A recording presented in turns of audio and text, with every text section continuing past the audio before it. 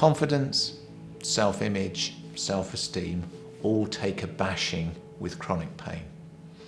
In fact, they all take a bashing with any kind of negative change.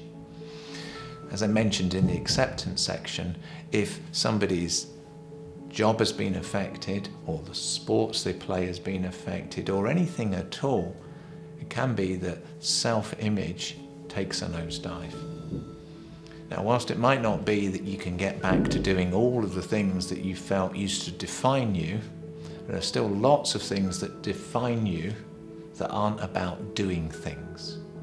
So in looking at self-esteem and confidence, the really important thing is to look at not so much about what you do, but who you are and how you are. And it's a really interesting exercise to do with groups when we look at good things about them. And if I was to ask somebody to tell me good things about them, they'd normally struggle to get beyond one or two. But in the session we do a little thing, and often people come up with about 20. So that's really interesting, to give yourself permission to actually recognize there are things that are good about you despite all of the changes. That's also a really important part of coming to terms with change, which is that you're still a valuable person despite all those changes. And the critically important bit is that you're not your condition.